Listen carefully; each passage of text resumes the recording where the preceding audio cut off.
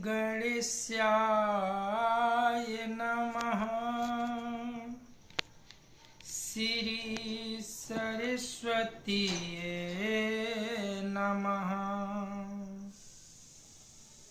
श्री परमात्मने नमः।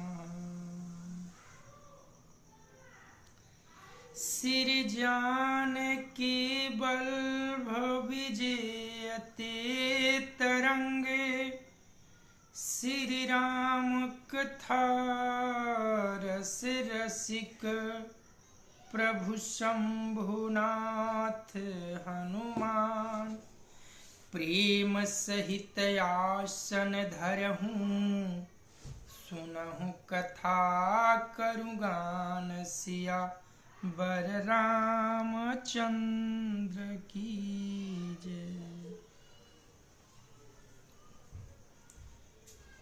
या देवी सर्वभूतेषु विष्णुमायेति शब्दिता नमस्तस्यै नमस्तस्यै नमस्तस्यै नमो नमः।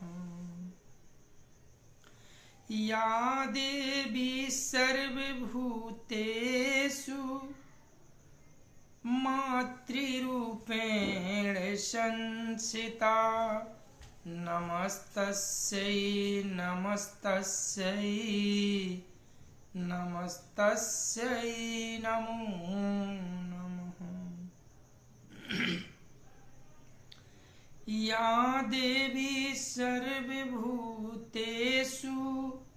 महासरस्वती रूपेण संस्थिता नमस्तस्यै नमस्तस्यै नमस्तस्यै नमो नमः। या देवी सर्वभूतेषु महालक्ष्मी रूपेण संस्थिता नमस्तस्यै नमस्तस्यै नमस्तस्यै नमो नमः।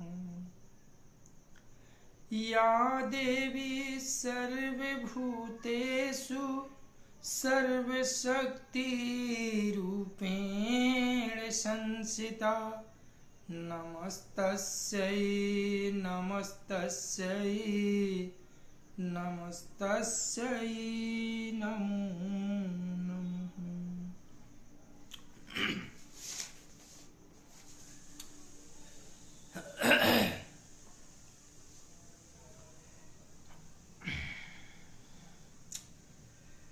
अतुलित बलधामं हेमाशलाभदेहं दनुजवन कृशानुं ज्ञानिनामग्रगण्यं सकलगुणनिधानं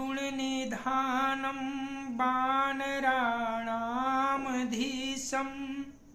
रघुपतिप्रियभक्तं वातजातं नमामि। नीलाम्बुजश्यामलकोमलाङ्गं सीतासमारूपितवामभागं पाणौ महासायकचारुचापं नमामि रामं रघुवंशमनाथम्।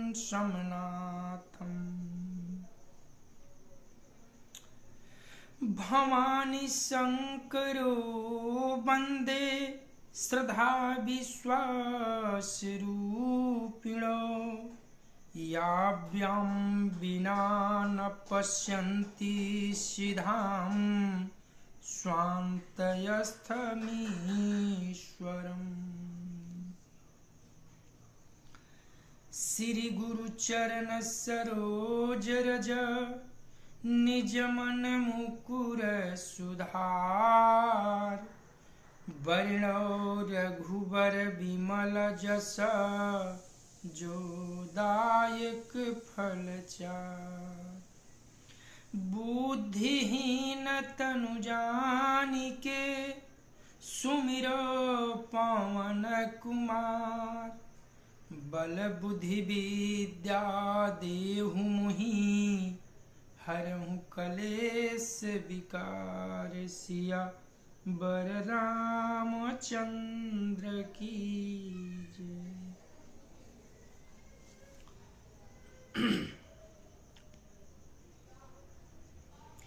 अनंता अनंत कोटि ब्रह्मांड नायक अकारण करुणा वरुणालय भगवान श्री राघवेंद्र को प्रणाम। भूत भावन भगवान श्री शिव जी एवं श्री हनुमान जी के चरणों में साष्टांग दंडवत। कली पावनावतार पूज्य पाद गोस्वामी तुलसीदास जी महाराज के चरणों में बारंबार वंदन। जय श्री सीताराम, जय श्री सीताराम, जय श्री सीताराम, जय श्री सीताराम, जय श्री सीताराम।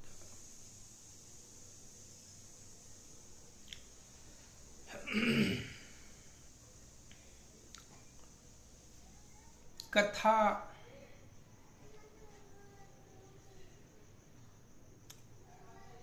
पहुंची है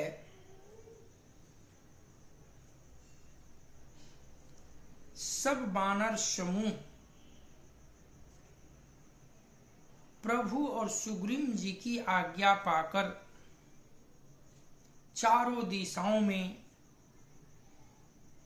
माता जानकी की खोज में निकल पड़े और दक्षिण की तरफ जो जत्था निकला है उसका नेतृत्व जामवंत जी कर रहे हैं। उस जत्था में वीर हनुमान जी, अंगद जी, जामवंत जी, नील, नल, जितने महान योद्धा थे सब उसी जत्था में थे और सीता मैया की खोज करते करते वे समुद्र तट पर पहुंचे हैं जहां उनकी मुलाकात गिद्ध संपाति से होती है।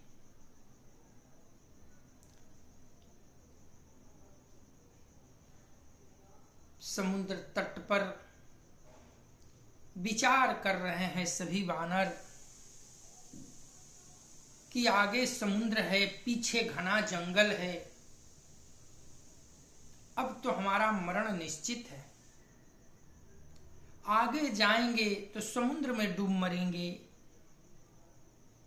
पीछे अगर लौटकर जंगल से भी पार होकर सुग्रीव जी के यहाँ पहुंचेंगे तो उनके हाथों मारा जाएंगे।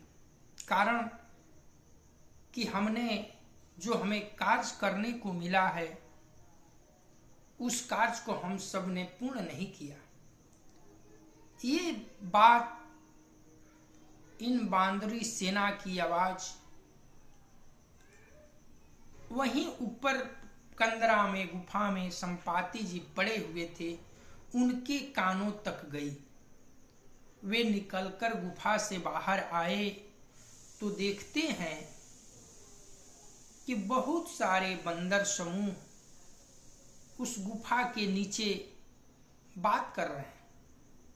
उन सबों को देखकर गिद्धराज संपाति बहुत खुश हुए और बोले कि आज ब्रह्मा ने मुझे क्षुधा भर खाना भेजा है।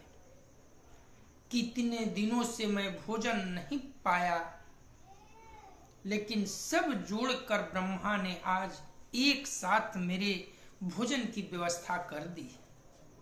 आज मैं इन सब को खाकर तृप्त हो जाऊंगा। ये बात जब बंदरी सेना ने सुनी तो सब घबरा गए कि ये कौन, अब तो हमें मरने में तनिक भी देर नहीं होगी। तब अंगद जी कहते हैं कि एक गिद्धराज जटायु थे जो प्रभु कार्य में अपना सर्वस्व यानी जीवन तक प्राणों की आहुति देकर प्रभु का कार्य निभाया। और ये एक गिद्ध है जो प्रभु के कार्य करने हम सब आए हैं, तो हम सब को ही खाने को तैयार है। इतना बात जब संपाति जी ने सुना तो धीरे धीरे उन सबों को विश्वास दिलाकर कि मैं नहीं मारूंगा, आप सब बताइए जटायु की बात कर रहे हैं, क्या हुआ जटायु को। सारी बात खोद खोद कर पूछा संपाति कि जटायु मेरा भाई है, मैं जानना चाहता हूं उसे क्या हुआ। लोग विस्तार पूर्वक जामवंत जी ने सारी कथा गिद्धराज जटायु की कह सुनाई। ये सुनकर संपाति बड़ा ही दुखित हुआ, फिर प्रसन्न भी हुआ कि हमारा भाई प्रभु कार्य में अपना शरीर त्याग किया है। अपनी कहानी बताने लगे संपाति जी कि बंदरों सुनिए, हम दोनों भाई बड़े ही पौरुषवान थे, बलवान थे। एक बार हम दोनों भाई सूर्य की पकड़ना चाहे, सूर्य को छूना चाहे, और इस विचार से हम दोनों उड़ान भरने लगे। सूर्य के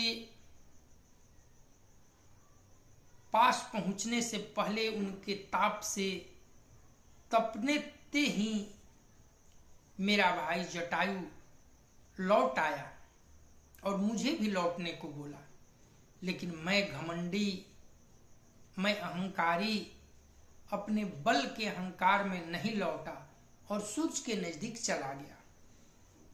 परिणाम सूर्य के ताप से मेरा दोनों पंख जल गया। सारे पंख जल जाने के कारण मैं लुढ़कता हुआ पृथ्वी पर आकर गिरा। मैं घायल हो गया।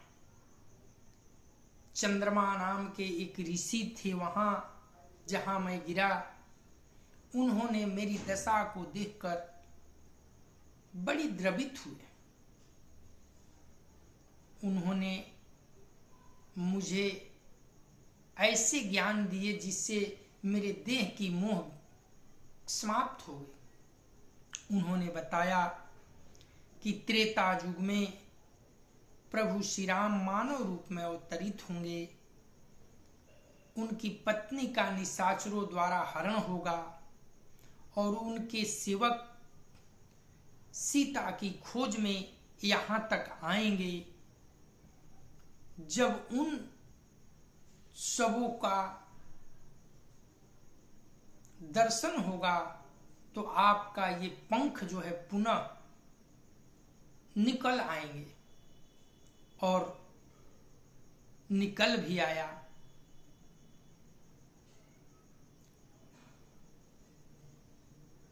इसके बाद अपने जटायु महाराज की नाम पर तिलांजलि वगैरह बांदरों से करवाए हैं, जाकर किए हैं समुद्र तट पर संपाति जी, और ऊपर उठकर कहे कि मैं आप सबों की सहायता करूंगा। और चोटी पर बैठकर देखते हैं, बोलते हैं कि मैं देख रहा हूं क्योंकि मेरी दृष्टि अपार है। यहां से 400 कोस दूर यानी 100 योजन दूर समुद्र उस पार त्रिकुट पर्वत पर लंका बसी है। उस लंका में एक अशोक वाटिका है। उस वाटिका में एक अशोक वृक्ष है, उस वृक्ष के नीचे सीता बैठी राम राम रट लगा रही। जो आप सबों में से 100 योजन जाने का बुद्धिमता बलवानता रखता हो, वही इस कार्य को कर सकता है। मैं बूढ़ा हो गया, न तो आप सबों की कुछ और सहायता करता, इसलिए अब इससे आगे मैं सहायता नहीं कर सकता हूं। ऐसा कहकर संपाति जी प्रभु के पास चले।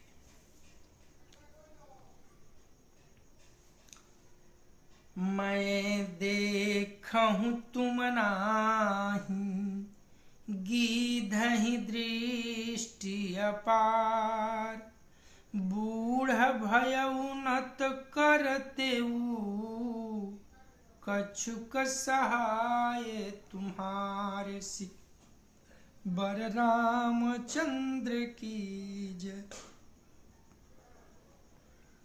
मैं उन्हें देख रहा हूं, तुम नहीं देख सकते, क्योंकि गिद्ध की दृष्टि अपार होती है, बहुत दूर तक जाती है। क्या करूं, मैं बूढ़ा हो गया, नहीं तो तुम्हारी कुछ तो सहायता अवश्य करता। मंगल भावानय मंगलहारी, उमा सहित जेहि जपत पुरारी, जो नांघई सत जो जन सागर, करई सुराम काज मतियागर, मोहि बिलो के धरहूं मन धीरा, राम कृपा कस भयउ शरीरा, पापी हूँ जाकर नाम सुमिरहि, अति अपार भवसागर तरहि, तासु दूत तुम तजी कदराई, राम हृदय धरि करहूं उपाई, अस कही गरुड़ गिद्ध जब गएऊ, तिनके मानायति विषमय भयऊ, निज निज बल सब काहूं भाखा, पार जाई कर संशय राखा, जरठ भयहूँ अब कहीं रिछेसा, नहीं तन रहा प्रथम बल लेसा, जब ही त्रिविक्रम भये खरारी, तब माय तरुण रहेऊ बल भाई, बंदी बलि बांधत प्रभु बाढ़ेऊ, सो तनु बरनि न जाई, उभय घड़ी महदीनी, सात प्रदीक्षण धाई, सिया बर रामचंद्र की जय। संपाति जी ये भेद बताकर कि सीता मैया कहाँ है, और वे उन्होंने काकभूषुंडी जी के पास चले गए और कहे कि जो 100 योजन, एक योजन में 4 कोस होता है, यानी 100 योजन मतलब 400 कोस। जो 400 कोस समुद्र लांघ सकेगा और बुद्धि निधान होगा, वही श्री राम जी का काज कर सकता है। निराश होकर घबराओ मत, मुझे देखकर मन में धीरज धरो। देखो श्री राम जी की कृपा से देखते ही देखते मेरा शरीर कैसा हो गया। बिना पांख का बेहाल था, पांख उगने से सुंदर हो गया। पापी भी जिनका नाम स्मरण करके अत्यंत अपार भवसागर से तर जाते हैं, तुम उनके दूत हो। ऐसा कायरता छोड़कर श्री राम जी को हृदय में धारण करके उपाय करो। काकभूषुंडी जी कहते हैं, हे गरुड़ जी, इस प्रकार कहकर जब गिद्ध चला गया, तब उन बानरों के मन में अत्यंत विस्मय हुआ। सब किसी ने अपना अपना बल कहा, पर समुद्र के पार जाने में सभी ने संदेह प्रकट किया। ऋक्षराज जामवंत जी कहने लगे, मैं अब बूढ़ा हो गया, शरीर में पहले जैसा बल का लेस भी नहीं रहा। जब खरारी बामन बने थे तब मैं जवान था और मुझ में बड़ा बल था। बलि के बांधते समय प्रभु इतने बढ़े कि उस शरीर का वर्णन नहीं हो सकता, किंतु मैं 2 ही घड़ी में दौड़कर उस शरीर की 7 प्रदक्षिणाएं कर ली थी। जब गिद्ध संपाति ने ये बात कही कि आप में से जो योद्धा, जो वीर 100 योजन लांघने की, उड़ान भरने की क्षमता रखते हैं, वही इस समुद्र को पार कर सकते हैं।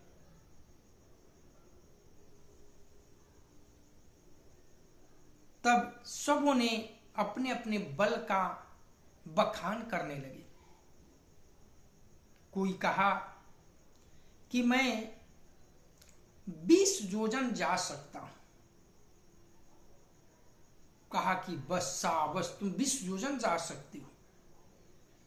फिर किसी दूसरे ने बल पौरुष ललकार आई उसमें, वह कहा कि मैं 40 योजन जा सकता हूं। तीसरे ने फिर बढ़ा, कहा कि मैं 70 योजन जा सकता हूं। जामवंत जी सबकी हौसला बढ़ा रहे हैं। कहते हैं कि तुम सब वीर कहते हो। अरे मैं जवान जिस वक्त था, उस समय प्रभु बामन का रूप धरे थे और बलि को बांधने के लिए जब उनका विशाल रूप बना, उस समय जवान था मैं, और उस रूप को मैंने 2 घड़ी में 7 प्रदक्षिणा दौड़कर पूरा की थी। आज मैं बूढ़ा हो गया हूं, वो अपना बल रहा ना तेज रहा, नहीं तो मैं तुम सबको दिखाता। तब फिर किसी ने कहा कि महाराज मैं 90 योजन जा सकता हूं। इस पर अंगद जी की जवानी धिक्कार आई। उन्होंने उठकर कहा कि महाराज मैं जा तो सकता हूं, 100 योजन जा सकता हूं, किंतु काज करके पुनः आने में मुझे शंका है, लौटने में संदेह है। जामवंत जी ने कहा कि जाना ही केवल नहीं है, आप बैठिए, जाकर आना भी है, पता लगाकर संदेश लेकर आना भी है, इसलिए आप नहीं जा सकते हैं। और वैसे भी आप युवराज हैं, हम आपको अकेले नहीं भेज सकते। मंगल भावनय मंगलहारी उमा सहित जेहि जपत पुरारी। अंगद कहई जाऊं माए पारा संशय कछु फिरति बारा। जामवंत कह तुम सब लायक, पठइय कीमी सबहि करनाय। कहई ऋक्षपति सुनु हनुमाना, का चुप साधी रहेउ बलवाना। पवन तनये बल पवन समाना, बुद्धि विवेक विज्ञान निधाना। कवन सो काज कठिन जग माही, जो नहीं होई तात तुम पाही। राम काज लगी तव अवतारा, सुनत ही भयउ पर्वताकारा। कनक बरन तन तेज विराजा, मानहु पर गिरि न कर राजा। सिंहनाद करी बारहि बारा, लीलहि नांघऊ जल निधि खारा। सहित सहाय रावण ही मारी, आनऊ इहाँ त्रिकूट उपारी। जामवंत माये पूछहु तो ही, उचित सिखावनु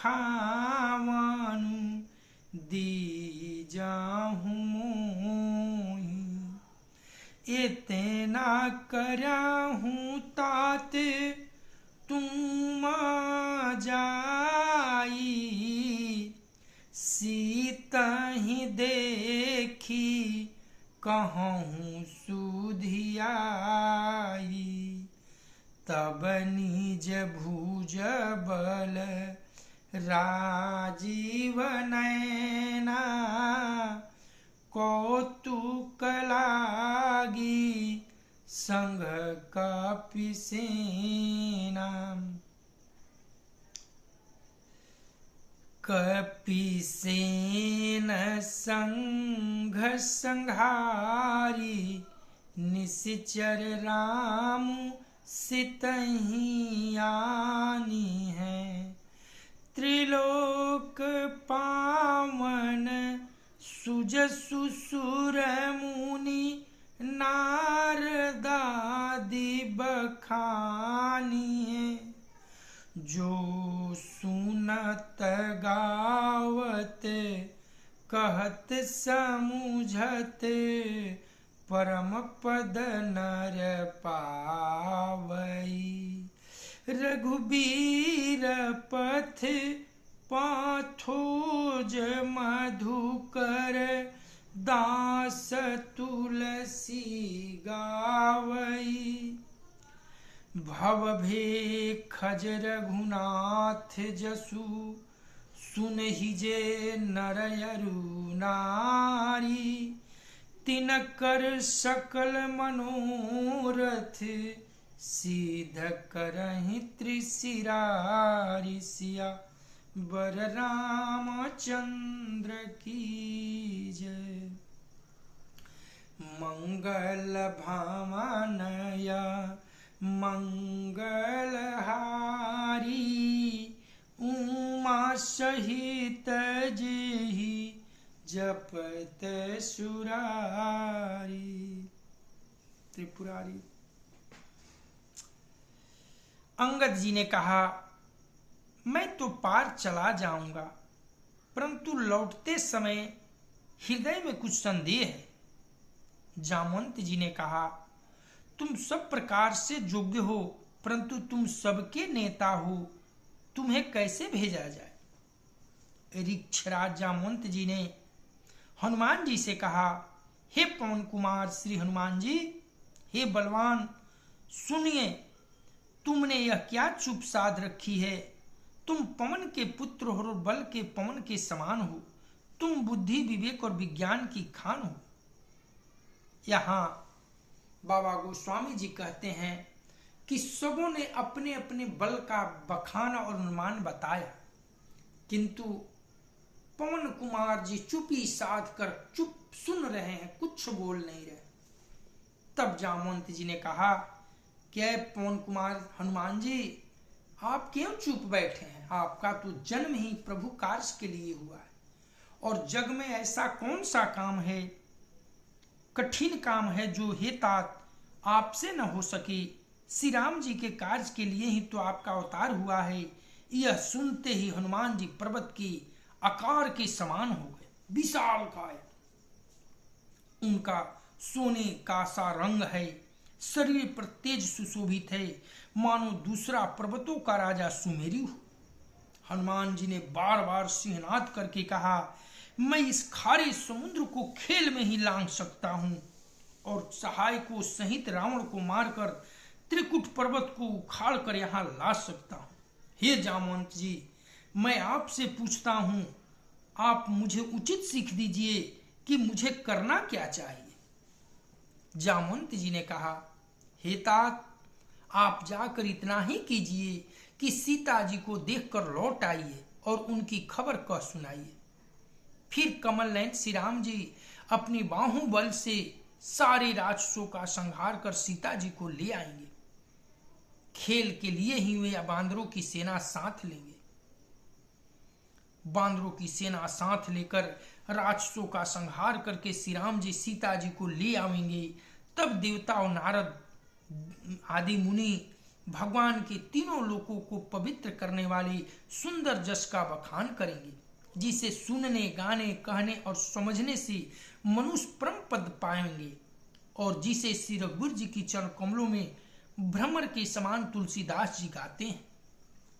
श्री रघुवीर का जस भव जन्म मरण रूपी रोग की अचूक दवा है।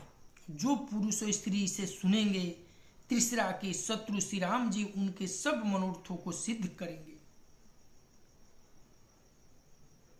हनुमान जी को जब अपने बल का याद आया, श्राप था हनुमान जी को कि उनको अपने बल का पता नहीं रहेगा, भूले रहेंगे, लेकिन जब कोई याद दिलाएगा तब उन्हें याद आएगा।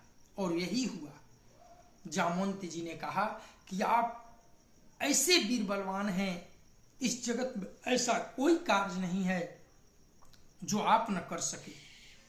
इतना सुने तो सुमेरु पर्वत के समान विशाल काय शरीर धारण करके चिघाड़ मारने लगी और कहे कि जामवंत जी, बताइए, मैं इस खारे समुद्र को पी जाऊं या लंका को उखाड़ कर चित्रकूट पर्वत के सहित लेकर यहां रख दूं?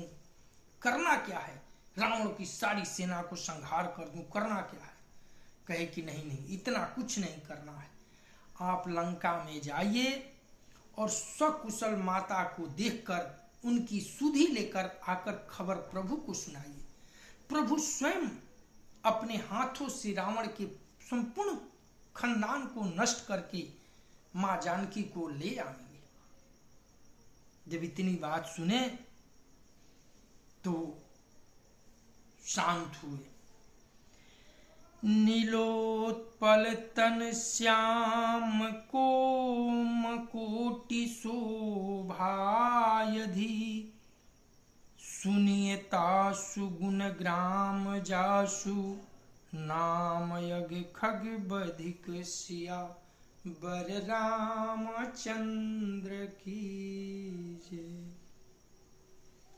जिनका नीले कमल के समान श्याम शरीर है, जिनकी शोभा करोड़ों कामदेव से भी अधिक है, और जिनका नाम पाप रूपी पक्षियों को मारने के लिए व्याध के समान है, उन श्री राम जी गुणों के समूह लीला को अवश्य सुनना चाहिए। यहाँ किष्किंधा कांड की समाप्ति होती है। कथा आज यहीं विश्राम ले रही है। कल हम सब सुंदर कांड में प्रवेश करेंगे और सुंदर लीला का दर्शन करेंगे। कथा विसर्जन होतु है, सुनौ वीर हनुमान, जो जन जहाँ से आए हो, सो तह कीन्हो प्रस्थान। देव सब निज आश्रम गए, शंभु गए कैलाश सिया, बर रामचंद्र की जय। पवन सुत हनुमान की जय। उमापति महादेव की जय। ओम नमः पार्वती पतये, हर हर महादेव।